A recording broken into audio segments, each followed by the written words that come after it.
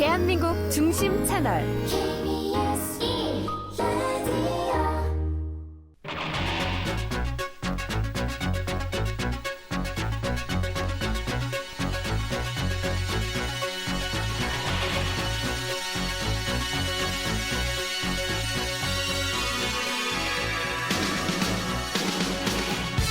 설 연휴 잘 보내고 계시겠지요? 안녕하십니까? 성기영의 경제쇼 아나운서 성기영입니다. 이번 주 성기영의 경제쇼에서는 2025년 글로벌 경제를 뒤흔들 만한 경제 이슈나 또 새롭게 떠오르는 주요 현상 또는 향후 주목받을 글로벌 사업 트렌드를 경제 키워드로 모아서 특집으로 마련했습니다.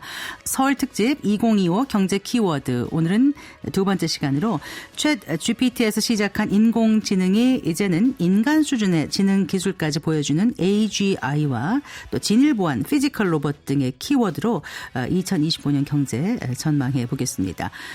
개인형 퇴직연금 IRP는 직장인들의 절세와 노후 준비를 돕는 금융상품으로 잘 알려져 있죠. 최근 직장인들뿐만 아니라 공무원과 또 사립학교 교직원들 가운데 이 퇴직수당을 IRP에 이체하는 분들이 늘고 있다고 하는데요. IRP 계좌 개설할 때 살펴봐야 할 점은 무엇이고 주의할 점은 없는지 자세히 알아보겠습니다.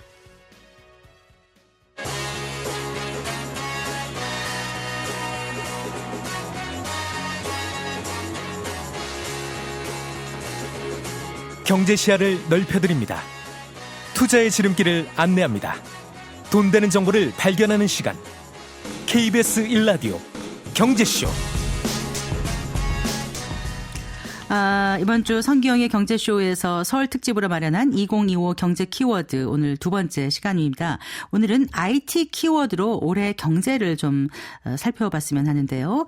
경희대학교 빅데이터 응용학과의 이경전 교수 스튜디오에 모셨습니다. 반갑습니다. 네, 안녕하십니까. 네, 특집이니까 오늘 간단하게 교수님 소개를 먼저 좀 해드려야 될 것 같아요.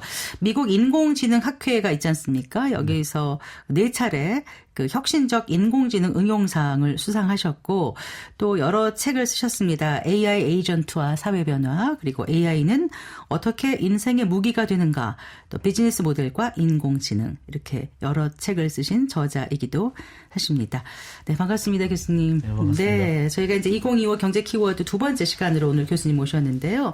일단 그 세 가지 키워드를 저희에게 먼저 뽑아주셨어요. 네. 어떤 키워드를 말씀해 주실 건가요, 오늘? 네. 첫 번째 키워드는 AGI에서 Artificial General Intelligence를 드렸고요. 네. 두 번째 키워드는 이제 에이전트 이코노미, 그래서 에이전트 네. 경제체제에서 플랫폼 경제의 어떤 를 극복하는, 대체하는 그런 의미로서 이제 에이전트 이코노미가 시작될 것이다. 네. 그런 말씀드렸고, 세 번째는 로봇인데, 네. 그냥 로봇은 늘 이제 관심 있었지만 특히 요즘 그 GPR이라든가 네. 제너럴 퍼포스 로봇 또는 네. 휴머노이드 로봇 이런 형태로 세 가지 키워드를 드렸습니다. 네. 저희가 이제 AI가 챗 GPT 하면서 AI에 관심을 갖기 시작한 게 한 재작년 이맘때쯤이었던 네, 것 같아요. 맞습니다. 맞죠, 교수님? 네, 네. 그러고 나서 이제 한 만 2년이 지났거든요. 많은 분들이 AI가 이제 우리 깊숙이 와 있다고 생각을 하고 익숙하다고 생각하지만 일상 현장에 직접 AI를 이제 체험하고 사용하시는 분도 계시고 또 그렇지 않은 분들도 많으셔서 오늘 이제 교수님께 설명하시는 게 아주 쉬운 분들도 계시고 또 굉장히 어렵다고 느끼실 분들도 계실 것 같아서 가능하면 좀 쉽게 저도 좀 어렵다는 생각이 네네. 들어서 그렇게 설명해 주시면 감사하겠습니다. 일단 키워드 3개의 AGI, 에이전트 이코노미, 로봇 이렇게 갖고 나오셨는데 첫 번째부터 좀 짚어보겠습니다. AGI 뭐의 줄임말이라고요, 교수님? Artificial General Intelligence입니다. 우리가 AI 할 때 Artificial Intelligence가 인공지능 AI였는데 네. 그 사이에 G가 들어간 거예요. 네. 그러면 한국말로 하면 어떻게 풀이가 될까요? 뭐 범용 인공지능 아하. 또는 일반 인공지능 이렇게 네. 얘기하고 있습니다. 예, 그럼 이게 우리가 알고 있는 AI하고 어떻게 다른 거죠? 그러니까 그동안 우리가 AI를 도입한다. 그러면 알파고는 바둑만 두는 AI죠. 네. 제가 뭐 미국 인공지능학회 상을 받은 AI도 뭐 조선 회사에서만 사용하거나 건설 회사에서만 사용하거나 그런 일종의 Artificial Narrow Intelligence였습니다. 협소하는 네, 협소한 AI. 네. 근데 이제는 GPT-4만 써보셔도 얘가 5만 가지 일을 하거든요. 뭐 이미지를 만들기도 하고 이미지를 또 해석하기도 하고 네. 뭐 번역도 하기도 하고 요약도 하기도 하고 뭐 여러 가지를 하기 때문에 저는 사실 AGI를 5만 가지 일을 하는 말 그대로 범용, 어떤 한 가지 일만 하는 게 아니라 범용으로 쓸 수 있다는 면에서 그러니까 제너럴이 네. 범용, 네. 그러니까 일반, 네, 그러니까 맞습니다. 두루두루 할 수 네. 있다 이런 뜻인 네, 거죠. 맞습니다. 네. 그런데 이제 많은 사람들이 AGI를 인간 수준의 일반적인 지능을 가진 AI라고 좀 정의하는 경향이 있어요. 그래서 네. 오늘 제가 키워드로 들은 이유는 작년, 특히 올해 굉장히 많은 AGI 논의가 계속되고 있고, 뭐 AGI가 왔다, 올 것이다, 계속 그러고 있어서 네. 올해 내내 그러한 논의가 될 것이다, 이런 의미에서 말씀을 드렸습니다. 네. 일단 챗GPT를 개발한 오픈 AI의 샘 올트만 CEO 같은 경우에 지금 AGI를 이렇게 정의를 했더라고요. 중요한 업무에서 매우 숙련된 사람이 할 수 있는 일을 해내는 AI. 그러면 굉장히 고도화됐다는 느낌이 드는데 교수님 말씀하신 거하고 조금 다른 것 같기도 하고 어떻습니까? 네, 그러니까 저는 사실은 그러니까 사실은 저랑 다르다는 이유가 네. 결국 AGI에 대해서 정확하게 네. 정의하고 있지는 않은데 하여튼 인간 수준의 상당히 수준 높은 AI 네. 또는 여러 가지 일을 다 하는 AI 뭐 이런 얘기를 하는 거죠. 네. GPT-4는 지금 제대로 쓰려면 한 달에 20불을 내는데 작년부터 이제 5원 프로라는 게 나와서 네. 월 200불짜리가 나왔거든요. 네, 네. 이제 GPT-5가 올해 말이나 내년 초에 나오면 월 네. 2,000불을 받게 할 거고. $2,000요? 한 네네. 달에? 네. 아. 그래서 박사기자 수준이 될 것이다. 아하. 그래서 그 정도면 박사기자 수준의 업무를 한다고 하면 네. 이 정도는 진짜 AGI가 아닌가. 그래서 이제 올해 내내 언제 GPT-5가 나올 거냐. 네.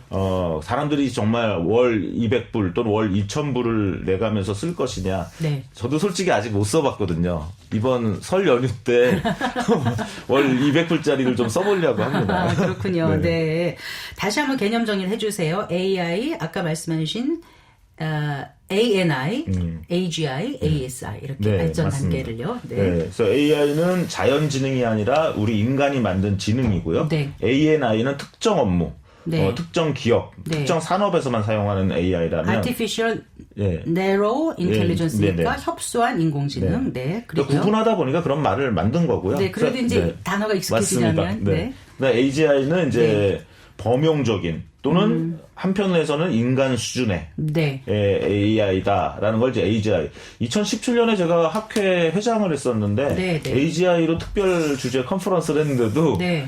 솔직히 하면서 이거 될까 했었어요. 한참 전에 하셨네. 2017년이면 벌써. 네네. 굉장히 근데, 앞서가셨군요. 네, 거의 한 7, 8년 전인데 제가 그걸 주제로 하면서도 될까 싶었는데 네. 이제는 벌써 되고 있는 그런 상황이고요. 네. 네. 그 다음 단계가 ASI인 것 같아요. 그래서 S는 슈퍼더라고요. 네. Artificial Super Intelligence. 그럼 이거는 좀 더 한 단계 업그레이드 된 건가요? 네, ASI는 이제 슈퍼 인텔리전스인데 이건 네. 사실 그 옥스퍼드 대학의 닉 보스트롬이 네. 그 책을 쓰면서 이제 모든 인간의 총합보다 더 우월한 AI가 나와서 네. 이제 특이점까지 가는. 그래서 이제 그렇게 되면 AI가 스스로 자기를 그 발전시키는 동시에 네. 계속 지식을 산출하기 때문에 네. 그동안에 이 세계의 지식은 다 인간들이 만들어 왔잖아요. 네네. 우리가 축적해오고 우리가 책 쓰고 우리가 논문 쓰고 우리가 과학기술을 개발해 왔다면 이제 ASI 수준이 되면은 AI가 알아서 그런 것들을 하게 될 것이기 때문에 네. 이제 정말 이제 인간의 역할이 많이 줄어들 것이다라고 주장하는 것이 그런 이제 ASI 특이점의 시대라고 볼 수 있겠습니다. 그러니까 심지어 인간지능을 초월한 AI다 이렇게 표현들을 하던데 특이점이라는 건 또 뭐예요, 교수님? 영어로는 네. 뭐 singularity라고 하는데요. 그러니까 이제 수학적인 개념이죠. 우리가 뭐 미분이 되지 않고 이렇게 갑자기 펑 뛰어넘는 거죠. 그러니까 그 전의 시대로 돌아갈 수 없는 네. 그 전과는 완전 패러다임이 다른 비가역적이고 네네. 완전히 다른 거라는 네. 거죠. 레이 커즈웰 같은 분이 오래전부터 주장을 했는데 네. 그 역시 잘 믿고 싶지 않았는데 지금까지 그분이 한 20, 30년 전에 쓴 책이 좀 맞아 떨어졌거든요. 레이 커주얼이 어떤 분이시죠? 레이 커주얼이 네. 흔히 말하는 그 신디사이저에 가끔 보시면 그 커주얼이라고 써 있을 거예요. 아, 제가 네. 그쪽에 좀 문외한이라서. 네, 그래서 네. 이렇게 뭐 신디사이저도 만드신 분이고 아. 이제 구글의 일종의 비전 CEO 같은 분이세요. 아, 네. 네, 비저널이죠. 그래서 네. 이렇게 근데 그분이 Singularity is Near라는 책, 그러니까 특이점이 온다라는 네. 책을 썼는데 최근에는 Nearer 더 가까워졌다. ER 비교급. 네네. 그래가지고 네. 레이 커주얼은 좀 특이한 분이에요. 뭐 그분의 책에 보면 막 여러 가지 비타민이나 영양제를 엄청 먹어서 네. 자기는 죽지 않을 거다.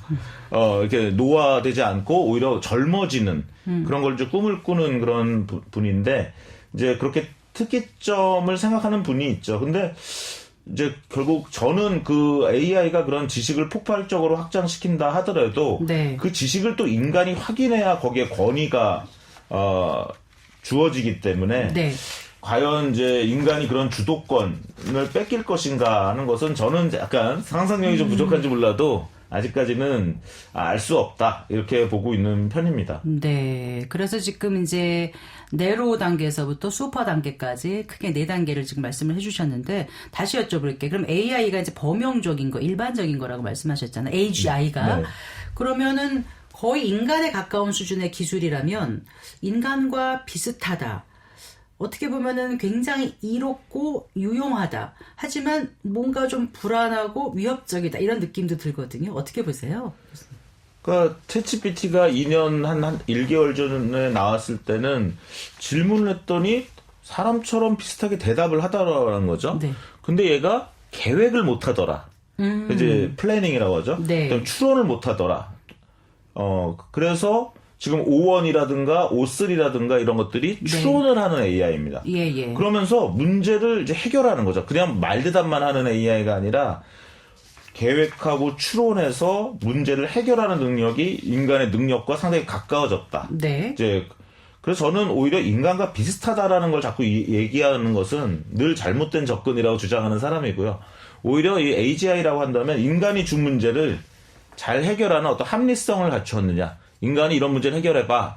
아, 이런 것 때문에 고민이야. 하면 정말 그 문제를 풀기 위해서 계획하고 추론하고 결국 그 답을 내는. 예를 들어서 퍼플렉시티라는 서비스를 써보시면 네. 거기다 질문을 하면 얘가 내가 한 질문을 풀기 위해서 그 문제를 여러 개, 네 가지, 한 4-5가지로 나누거든요. 네네. 잘라내고. 자기 스스로. 네. 잘라내고 거기서 계획을 세워서 거기서 답이 온 걸 가지고 종합해서 답을 내거든요. 그래서 이제 퍼플렉시티는 오늘 뭐 2번째 얘기라고도 할 수 있는 그 에이전트로 연결되는 거죠. 네. 네. 그래서 그런 추론 능력을 갖고 또 AGI를 활용해서 이렇게 만들어지고 있습니다. 그러니까 AGI가 결국 특정 분야에만 특화되어 있는 게 아니라 이렇게 좀 광범위한 어떤 기본적인 이해 능력도 있고 말씀하신 것처럼 추론도 되고 뭐 문제 해결도 되고 심지어 창의적인 사고도 할 수 있고 그 구글의 그 딥마인드 레벨을 보면 6개인가 이렇게 나눠져 있는데 거기서 한 4, 5단계면은 벌써 인간과 유사하거나 더 높은 수준에까지 가 있다라고들 얘기를 하더라고요. 네. 네. 직접 사용해보질 않아서.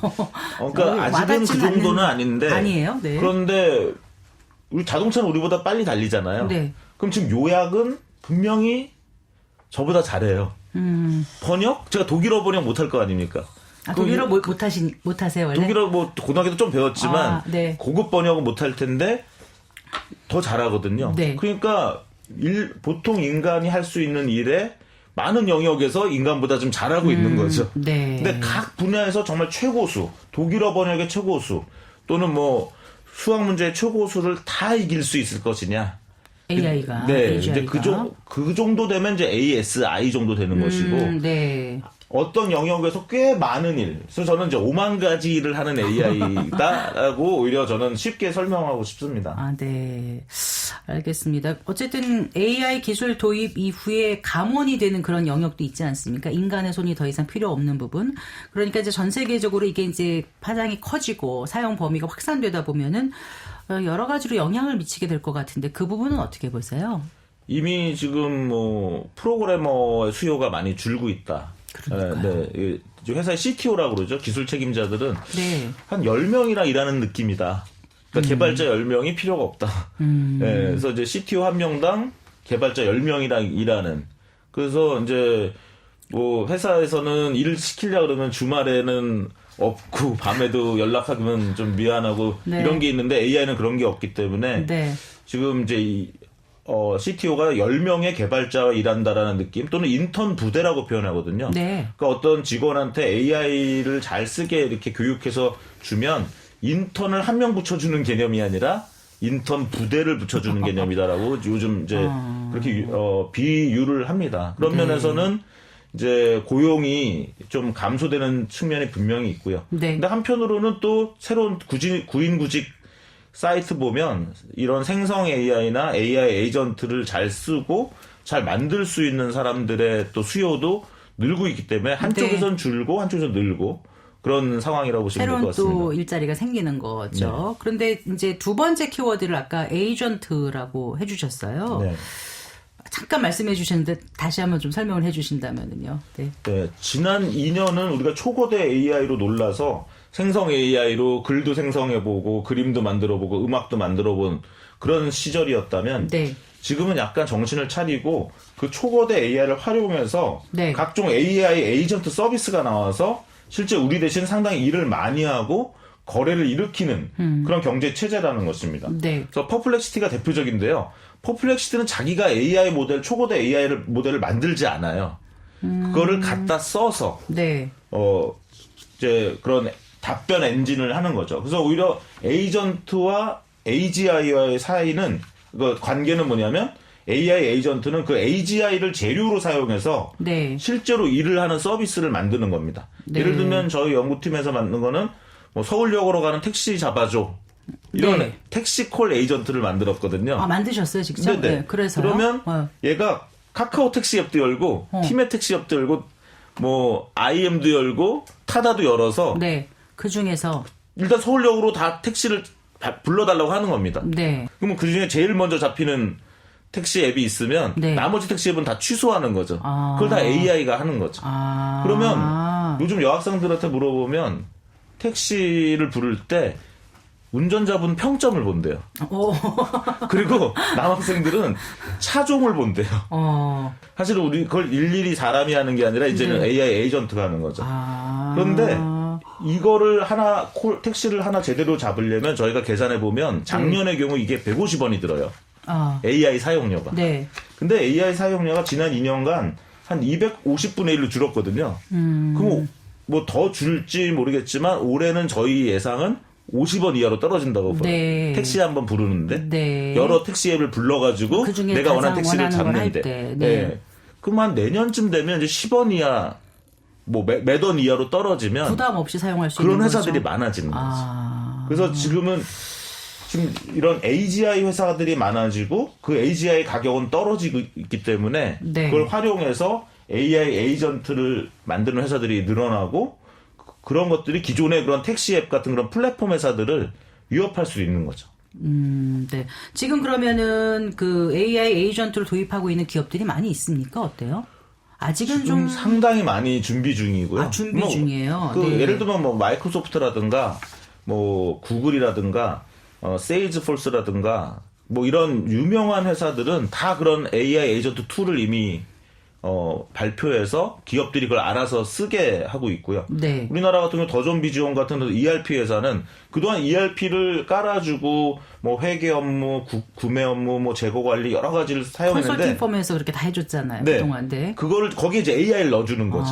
그러면 AI 에이전트가 되는 거고 네. 사실상 이제 저는 사람의 역할은 기업에서 일하는 분들의 역할은 그동안 내가 그냥 일을 했는데 내가 AI 에이전트를 만드는 거죠. 네. 만들고 내가 원래 했던 일을 AI 에이전트가 하게 만들고 나는 AI 에이전트를 가꾸는 일을 하는 형태로 그런 변화가 일어날 거라고 보고 있습니다. 네, 다시 이제 정리를 하면 AGI면 이제 범용 인공지능인데 그 AGI를 잘 활용해서 업무 수행 서비스를 해줄 수 있는 게 실질적으로 에이전트라는 말씀이시고, 네, 맞습니다. 이런 에이전트가 이제 사회 곳곳에 퍼지다 보면 커다란 어떤 에이전트 이코노미가 창출이 된다. 뭐 이 말씀으로 제가 이해를 했어요. 맞습니까? 맞습니다. 정확하게 파악하셨고요. 우리가 스마트폰이 생기면서 아까 네. 말씀드린 뭐 카카오 택시 같은 거, 또는 미국에서는 우버 같은 게 나왔죠. 또는 뭐 배달의 민족, 네. 뭐 이런 음식 배달 서비스, 또 아마존 쿠팡 같은 전자상거래 이런 것들이 나왔는데 그런 것들을 이제 플랫폼 시대라고 얘기해서 우리가 하나의 앱을 깔고 네. 거기에 회원 가입을 해서 이렇게 그 플랫폼에 종속돼서 좀 일을 했다면 네. 이제는 AI 에이전트한테 내가 그냥 한마디 하면 얘가 여러 플랫폼에 접속하는 거죠. 네. 그러면 예를 들면 카카오 택시 앱은 네.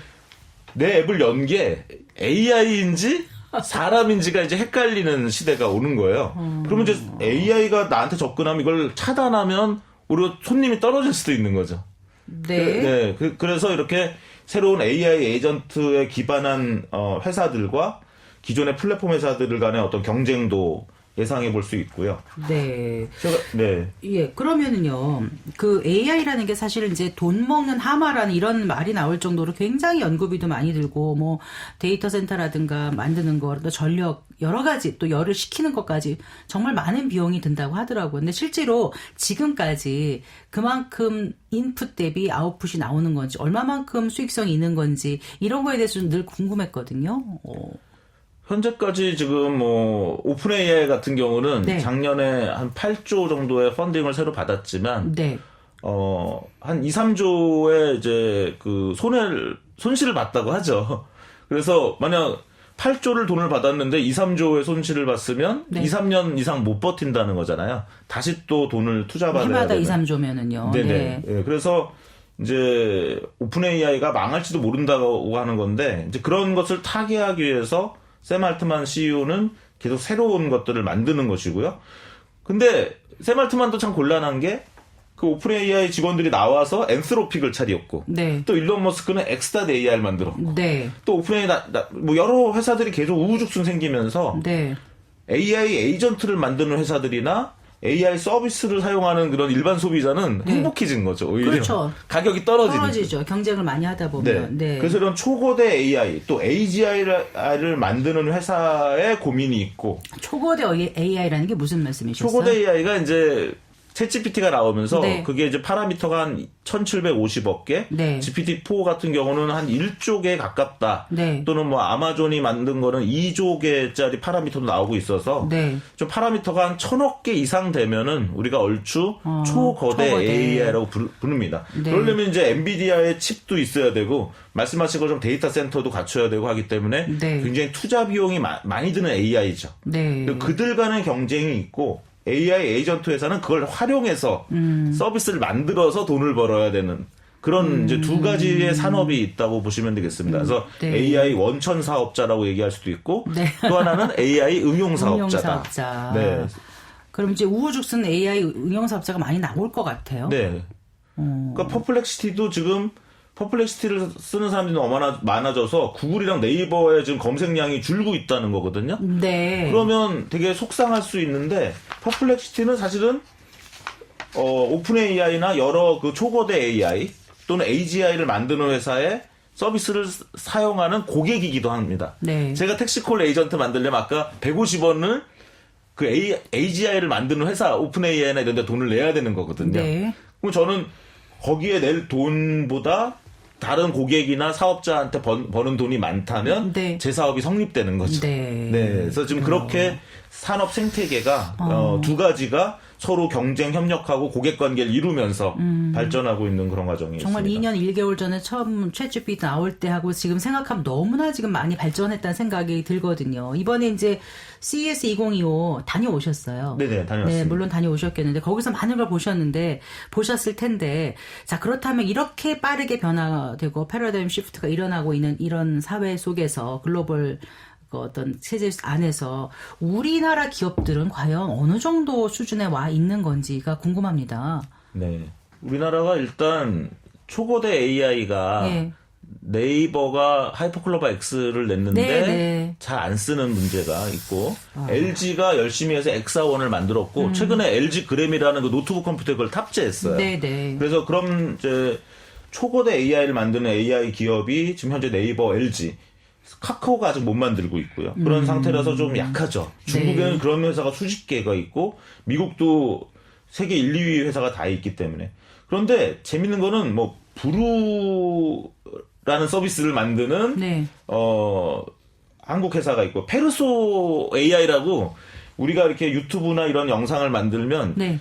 제 말을 다 입싱크까지 해주면서 다른 나라 말로 다 바꿔요. 아, 네. 그러니까 내가 만약 한국말 우리 앵커님이랑 이제 한 영상이 있으면 네.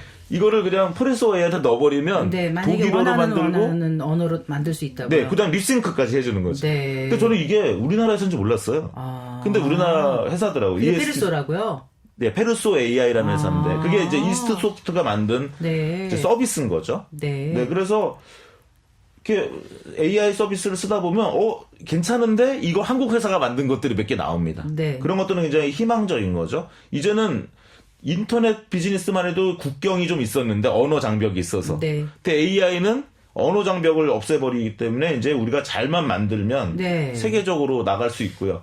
이번에 웅진 싱크빅에서 그 최고 소개했던데 교육용 네네. CES에서 발표했다고 뉴스로만 접했어요. 네, 그것도 되게 재밌었습니다. 네. 그래서 뭐냐면 저도 요즘 책 읽기가 좀 귀찮은 거예요.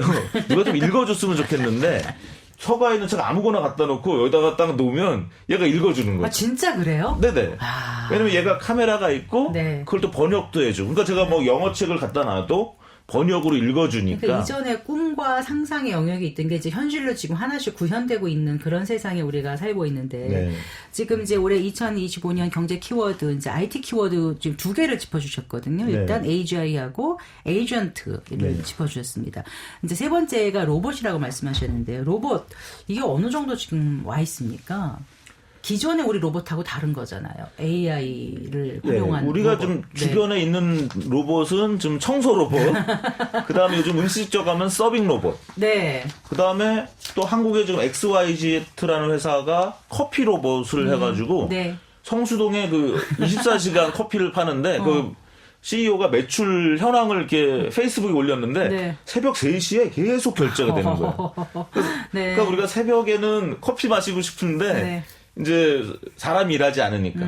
그래서 이제 이런 현재까지 우리가 본 로봇이 그 정도인데 네. 이번에 CES 2024에서 로봇들이 25에서 네. 네. 이제 약간 물류 로봇 이런 것들이 나오기 시작했고요. 재미있는 네. 로봇들이 좀 나왔고 네, 그렇습니다. 아까 그 로봇을 GPR이라고 하셨잖아요. 네. General Purpose 로봇. 그래서 네. 범용 로봇이라고 말씀하셨고 또 휴머노이드 로봇이라고 말씀하셨잖아요. 그러니까 휴머노이드 로봇까지 가려면은 AI가 필수인 거죠, 교수님. 그렇습니다. 그래서 네.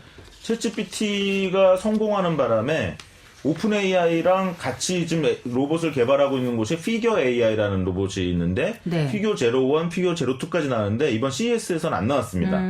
또 그 생츄어리 AI라고 해서 또 이런 아주 근본적으로 AI 모델. 네. 그래서 이제 우리가 그동안은 언어 모델이라서 말만 하다가 멀티모달이라고 해서 이미지를 이해하다가 네. 요즘은 이제 비전, 랭귀지, 액션 모델이라고 합니다. 액션까지 갔다는 보고 거죠. 그걸 말로 하고 그다음에 액션하는. 네. 그래서 이렇게 아예 근본적으로 비전, 랭귀지, 액션 모델이 들어간 로봇들이 나오고 있어요. 구체적으로 어떤 거요? 어떤 바구니에 네. 저기 내가 먹을 만한 음식 갖고 와. 뭘 가져와가 아니라 네. 내가 그러면 먹을 만한 음식. 바구니에 테니스공도 있고 사과도 있고 네. 가위도 있는데 네. 내가 먹을 만한 음식이라는 거를 알아내려면 얘는 언어 모델이 필요하죠. 그래서 거기서 사과라는 걸 그다음에 거기에 사과와 테니스공과 가위가 있다 그러면 그런 비전 모델이 필요하죠. 네, 네. 그러면 그 비전으로 얘가 어떤 물건이라는 걸 알게 되고 네. 그다음에 언어 모델로 여기서 사람이 먹을 만한 것은 사과라는 걸 알게 되고 네. 얘는 그걸 사과를 집어서 가져온다라는 거는 다시 계획이 필요하거든요. 가져온다라는 건 저기 있는 물건을 일로 옮긴다는 의미이기 때문에 네. 그건 액션 모델이 필요한 아. 거죠. 네, 그래서 비전, 랭귀지, 액션 모델을 아예 처음부터 넣어서 근본적으로 만들어내는 회사들이 요즘 나오고 있습니다. 그게 네. 피겨 AI나 생츄어리 AI인데 이번에 안 나왔고 네. 그래도 비슷한 회사들이 두 개는 나왔어요. 어디요? 에질리티 로보틱스라는 회사랑 네. 디지트라는 로봇, 네. 그다음에 앱트로닉이라는 회사의 아폴로가 나왔는데 네, 아폴로 들어봤어요. 네. 잘 안 보인 이유가 뭐냐면 로봇 회사가 직접 부스를 낸 게 아니라 네. 그거 사용하는 회사들이 부스를 냈어요. 아, 그래요. 오히려 예를 네. 들면 셰플러라는 그 독일의 회사가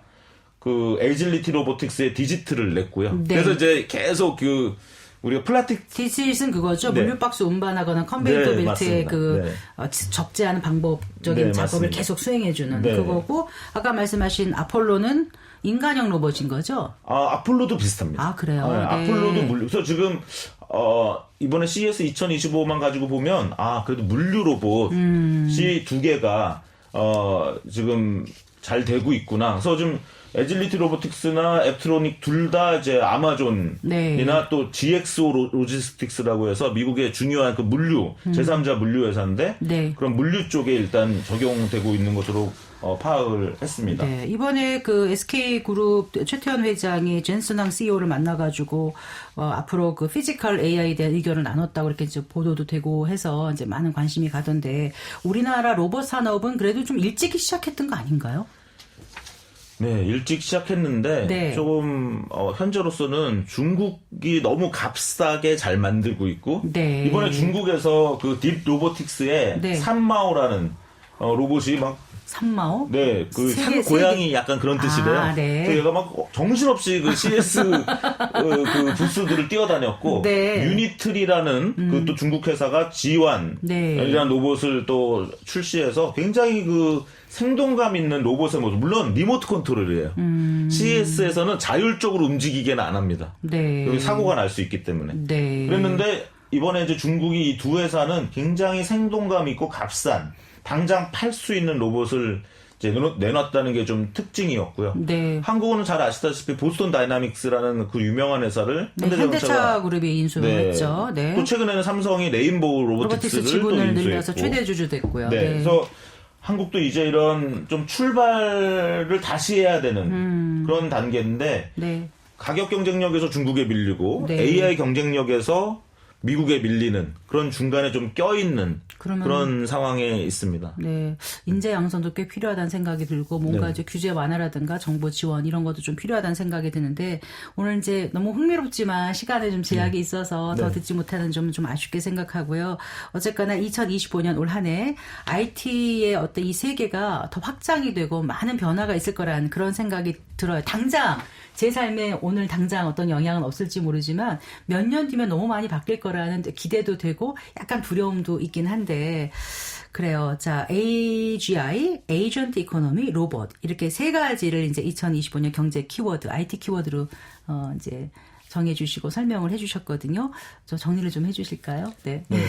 2025년이 재밌더라고요. 20 더하기 25. 네. 그러니까 45인데 45의 제곱이 되는 해예요. 신기하게. 20 더하기 25가? 2025가 20과 25로 그럼 45인데. 예. 45의 제곱을 하면 또 2025가 됩니다. 아, 그래요? 네. 오. 그래서 이게 큰 수의 제곱 해인데요. 네. 1600년이 40의 제곱이잖아요. 계몽주의 시작을 알렸다고 합니다. 그래서 네. 아마 2025가 모르긴 몰라도 뭔가 큰 의미를 갖는 해가 될 것 같습니다. 네. 이번에 엔비디아가 재밌는 발표를 했는데 네. 프로젝트 디지트라는 개인 슈퍼컴퓨터를 3,000불에 5월에 출시한다고 했습니다. 근데 그 컴퓨터에는 챗GPT를 설치할 수 있어요. 아, 그래요? 그러니까 초거대 AI라고 불리는 그 챗GPT 같은 거를 네. 이제는 개인용 컴퓨터에 설치해서 나만의 초고대 AI, 나만의 AI 에이전트, 네. 그 아이언맨의 자비스 같은 거를 이제 갖고 다닐 수 있는 시대가 이제 출발입니다. 그래서 네. 헨리 포드가 뭐 T 모델로 마이카 시대를 열고 스티브 잡스가 애플토와 아이폰으로 이제 개인용 컴퓨터와 스마트폰 시대를 열었다면 네. 올해는 그러한 이제 개인이 AI 슈퍼컴퓨터를 개인 소장할 수 있는 네. 시대가 이제 열리고 있다. 네. 그런 것이 저는 오늘 말씀드린 그 AGI가 들어가고 네. 에이전트로 쓸 수 있고 네. 그것이 나중에 이제 로봇까지 변화하는 그런 형태로 가지 않을까, 그런 원년이 되지 않을까 생각하고 있습니다. 너무나 빠르게 바뀌는 세상 속에서 너무 흐름을 쫓아가지 못했다는 생각이 들었는데 오늘 교수님 말씀 듣고 좀 열심히 이 분야도 들여다보고 좀 관심을 가져야 되겠다는 생각을 해봤습니다. 네, 말씀 잘 들었습니다. 고맙습니다. 네, 감사합니다. 네, 설 특집으로 마련한 2025 경제 키워드 오늘 두 번째 시간 경희대학교 빅데이터 응용학과의 이경전 교수와 함께했습니다.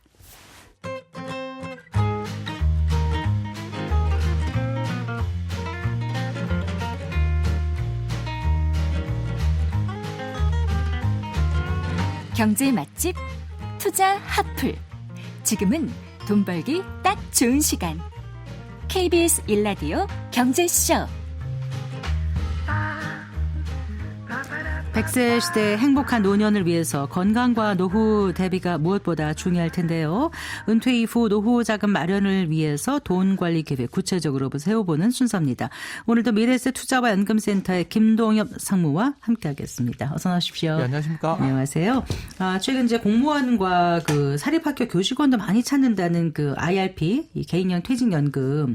이게 원래는 이제 보통 흔히 직장인들이 저축 금액을 이제 세액공제를 받고 또 노후 자금도 마련하고 그러기 위해서 가입하는 금융 상품이지 않습니까? 네, 맞습니다. 주로 많이 가입하는 게 이제 퇴직연금에 가입한 직장인들이 주로 가입을 해서 네. 좀 부족한 노후 자금들을 좀 더 보태기도 하고 절세해서 특히나 저축 금액을 세액공제를 해주니까 네, 전국적으로 많이 가입을 했던 상품입니다. 예를 들면은 이제 IRP 같은 경우에는 이제 한 해 최대 900만 원까지 세액공제를 받으면서 저축을 할 수 있거든요. 네. 이 저축 금액에 대해서 이제 세액공제를 해주는데 세액공제율이 일반적으로 한 13.2% 정도 됩니다. 그래서 뭐 한 해 900만 원 저축하시는 분 같으면 연말정산 때 한 118만 8천 원 정도 돌려받을 수 있고요.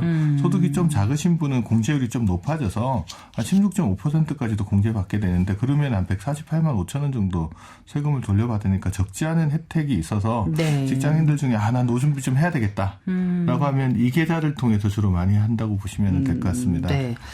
이제 보통 그 IRP 하면은 직장인들만 가입할 수 있는 것으로 알고 있었는데 이제 요즘 보면 공무원이라든가 사립학교 교직원들도 가입할 수 있는 건가 봐요? 그렇죠. 이제 처음에는 IRP 제도가 생길 때만 하더라도 최초에는 이제 직장인 그 중에서도 이제 퇴직연금에 가입한 직장인들만 불입을 할 수 있었어요. 네. 근데 그러다가 이제 이게 좀 완화가 돼서 이제 퇴직연금 가입 여부랑 상관없이 그냥 소득이 있는 사람들은 다 가입할 수 있도록 범위를 좀 넓혀줬거든요. 그러면 누구도 되냐? 직장인 퇴직연금에 가입하지 않은 직장인도 할 수 있고요. 그다음에 자영업자도 할 수 있고요. 네. 그다음에 공무원, 선생님들, 군인들, 뭐 사립학교 교직원들까지 다 이제 소득만 있다고 하면 이제 IRP에 가입해서 저축하면서 연말정산 때 세액공제 받는 게 다 가능해지면서 이 사실이 조금씩 알려지면서 이제 가입하시는 분들의 수가 공무원들이나 뭐 사립학교 교직원들까지도 많이 확대되고 있는 추세라고 보시면 됩니다. 네.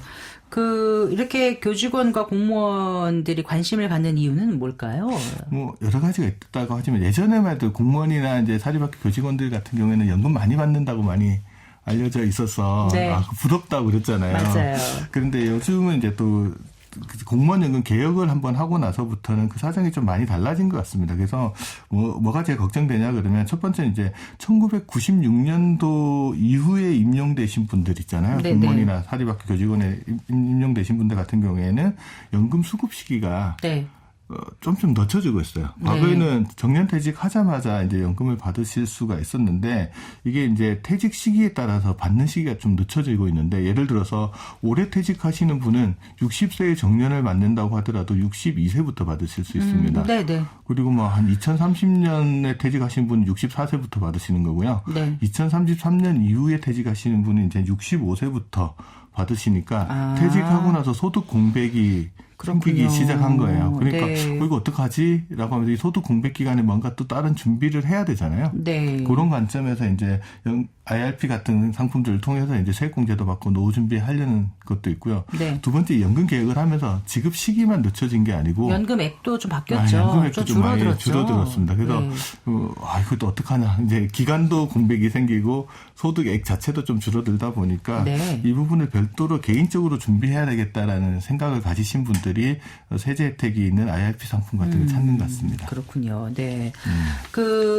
이제 세액 공제 혜택을 받으려고 IRP에 가입하는 분들도 계시지만 이제 그 퇴직금을 연금으로 수령하려고 IRP에 가입하는 분들도 꽤 많지 않습니까? 맞습니다. 보통 이제 퇴직금을 일시금으로 수령하면 퇴직소득세라는 걸 떼고 남는 금액만 지급을 해주잖아요. 네네. 근데 이걸 이제 IRP 계좌에 이체를 하고 나서 55세 이후에 연금으로 받으면 일반적으로 내는 퇴직소득세를 내는 게 아니고 연금소득세를 냅니다. 근데 이 연금소득세라는 게 퇴직소득세보다 한 30% 정도 적게 내는 네. 구조로 되어 있다 보니까 기왕에 내가 이거 노후의 소득으로 활용할 것 같으면 일시금보다 연금으로 받는 게 낫겠다. 그러려면 이제 IRP 계좌에 이체한 다음에 네. 연금 형태로 수령하는 분들이 이제 늘어나기 시작하는 거라고 보시면 될 것 같아요. 네. 그러면 퇴직하는 공무원과 그 교직원 이분들이 받는 퇴직 수당도 IRP에 이체를 하고 연금으로 수령할 수 있는 거겠죠? 보통 이제 사람들이 공무원 하면 퇴직연금만 생각하거든요. 네, 연금 받는 네. 금 생각하는데 공무원분들 중에도 일시금으로 받는 돈들이 있는데 그걸 퇴직수당이라고 부릅니다. 이 퇴직수당을 일시금으로 수령하는 대신 이것도 한꺼번에 받는 소득이라서 여기도 이제 퇴직소득세라는 게 부과되는 소득이거든요. 그러다 보니까 이 일시금으로 받는 소득을 나중에 연금으로 좀 활용하고 싶은 생각들이 있을 거예요. 네, 이 퇴직수당 제도가 생긴 이유가 뭐냐 그러면 연금만 주다 보니까 직장인들처럼 일시금으로 받을 수 있는 급여가 없다고 이야기가 나오기 시작하면서 이게 1991년도에 제도가 생겼더라고요. 네. 그래서 보통 한 30년 정도 근무하시는 분들 같으면 작게는 뭐 몇 천만 원 정도의 금액을 일시금으로 받으시면서 그 금액을 나중에 일시금으로 뭐 노후자금으로 쓰거나 아니면 용도에 맞게끔 쓰는데 네. 이 돈도 이제 IRP 계좌나 이런 곳에 집어넣고 연금 형태로 수령하는 것들이 가능합니다. 네. 그 퇴직수당을 받을 때 원래 퇴직소득세를 얼마나 내야 되는 거죠? 결론부터 보자면 이게 퇴직소득세 부과 대상 소득은 맞아요. 일시금으로 받는 소득이니까.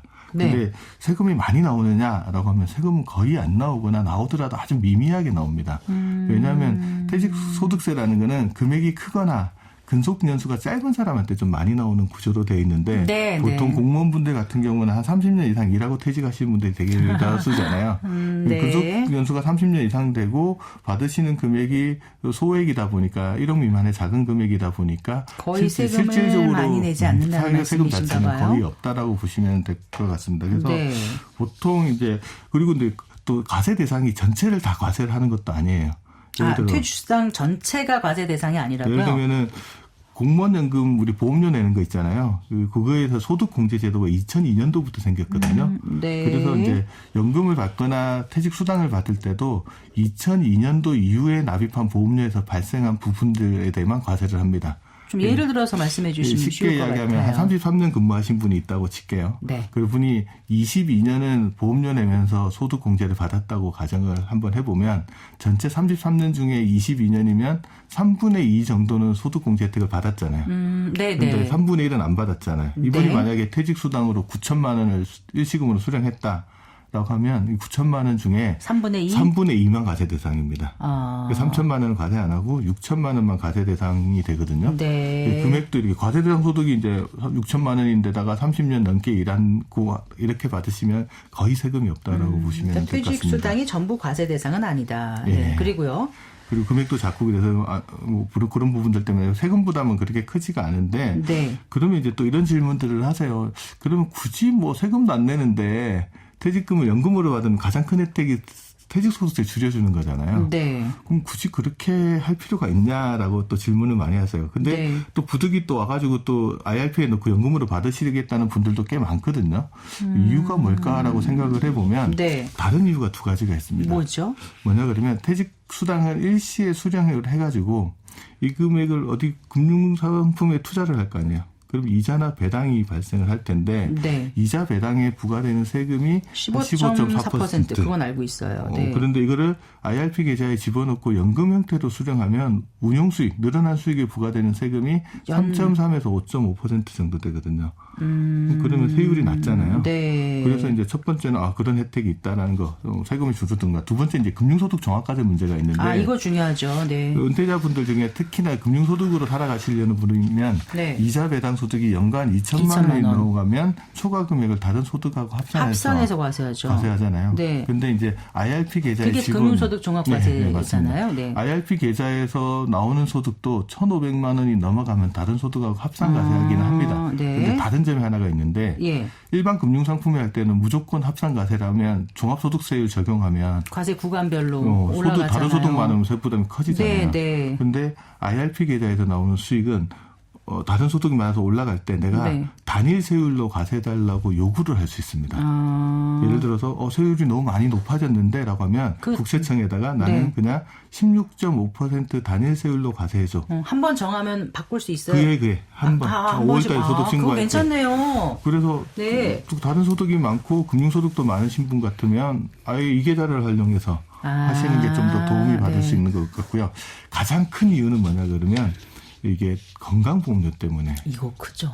예. 네. 퇴직 후에 대부분의 공무원들은 연금소득이 많아서 지역가입자로 전환해서 건강보험료를 납부하셔야 되는데 건강보험료율에다가 이제 장기요양보험료율까지 더하면 한 8% 정도 됩니다. 네. 적지 않은 부담인데 네. 그런데 지역가입자는 소득하고 재산의 건강보험료가 맞아요. 부과되는데 네. 이 부과되는 소득 중에 이자 배당 소득이 들어갑니다. 그렇죠. 소득의 근로사업 기타 이자 배당, 배당 연금소득 이렇게 있잖아요. 구분을 해보면 이자 배당 소득은 예. 연간 1,000만 원이 넘지 않으면 건보료를 부과하지 않는데 1,000만 원에서 1원이라도 넘어가면 건강보험료를 부과합니다. 그러면 1,000만 1원이다 그러면 1원에 부과하는 게 아니고 1,000만 1원 전체에 부과를 하니까 이런 초과되는 바람에. 그러니까 넘어간 네. 기준을 넘어가면 전체 네. 소득에 부과되는 부분들이 있어요. 그래서 이자 배당 소득 많으신 분은 좀 부담스럽거든요.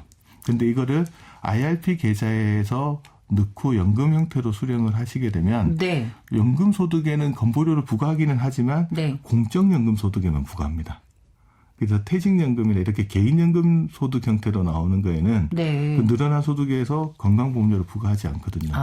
그 큰 이점이 있는 거군요. 그래서 이자 배당보다는 네. 연금 소득 형태로 부과하는 것들을 좀 더 선호하다 보니까 이거 기왕에 노후소득원으로 쓸 것 같으면 네. 다른 일반 금융상품보다는 IRP 쪽에 넣고 내가 운용을 하겠다는 지금 분들이 말씀하시는 거 20, 30대, 40대까지 설명해 주시면 금방 와닿지 않을 거예요. 근데 느낌이 정년 한 없습니다. 2, 3년 남겨두신 분이라든가 한 1년 남겨두신 분 같은 경우는 무슨 얘기인지 팍팍 감이 오실 것 같거든요. 그렇죠. 이제 퇴직하시는 분 입장에서 이게 자기 연금으로 살아야 되잖아요. 네, 맞아요. 거기서 이제 세금 네. 떼고 건강보험료 떼고 이렇게 하면 부담스럽거든요. 네. 그래서 그거 줄일 수 있는 방법 많이 찾고요. 실질적으로 저도 나가서 이야기를 해보면 특히 공무원분들이나 퇴직하시는 사립학교 선생님들 같은 경우에도 또 이 질문을 되게 많이 합니다. 네. 특히 건보료 관련된 질문 맞아요. 되게 많이 그러니까 합니다. 막연하게 나는 연금이 있으니까 괜찮겠지 했다가 뜨거워 하시는 분들이 계시는 것 같더라고요. 그래서 네. 젊었을 때 IRP 계좌 같은 데다가 돈을 좀 많이 쌓아두고 똑같이 운영하는 거면 거기서 운영해서 네. 소득의 형태를 이자 배당이 아니라 연금소득 형태로 바꿔놓는 게 조금 더 그러네요. 조세 효율적이고 건강보험료 효율적으로 그러네요. 자산 운영하는 방법입니다. 네. 그러면 지금 퇴직수당을 그 IRP에 이체하는 공무원이 어느 정도 되나요? 처음에는 그렇게 많지 않았어요. 저도 이제 최근에 이게 학회 논문으로 나온 자료가 있어서 저도 이 자료를 한번 보고 싶었는데 못 찾아봤었거든요.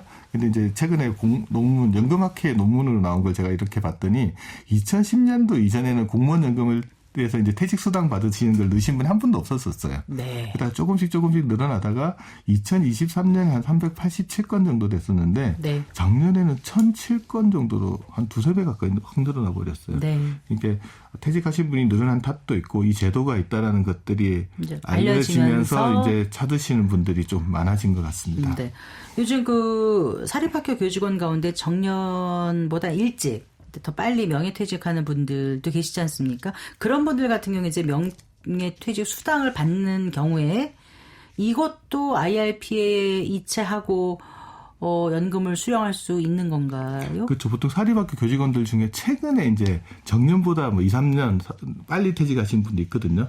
그러면 이제 그 룰에 따라 정해진 방식에 따라서 명예퇴직 수당이라는 걸 받습니다. 이것도 뒤에 퇴직 수당이라는 퇴직 수당. 네. 명예가 앞에 붙어 있긴 네, 하지만 이것도 퇴직 수당이에요. 일시금 형태로 받는 거기 때문에 네. 전체 금액에 대해서 뭐가 붙냐 그러면 퇴직 소득세가 부과되는 소득입니다. 네. 그래서 일시금으로 받으면 여기 퇴직 소득세가 부과되거든요. 그러면 앞서 이야기했던 퇴직 수당도 있고요. 네. 명예퇴직 수당도 같이 보면 금액이 좀 커지잖아요. 네. 그에 받은 금액에 약간은 뭐 세분화율이 늘어날 수 있어요. 그것도 이 금액은 그러면 마찬가지로 퇴직 소득세가 부과되는 소득이기 때문에 네, 이 금액도 IRP 계좌에 이체해서 연금으로 수령하는 것들이 가능합니다. 그래서 실제 뭐 사학연금, 특히 사립학교 교직원 중에 사학연금 받으시는 분 중에 373명 정도가 이제 명예퇴직 수당을 IRP 계좌에 이체했다라는 통계가 나와 있고요. 네. 1인당 평균 이체 금액은 한 7천만 원 조금 넘게끔 이체를 하신 것 같아요. 알겠습니다. 네. 그러면 그 퇴직 수당과 명예퇴직 수당을 IRP에 이체하려면 어떻게 해야 된다고요?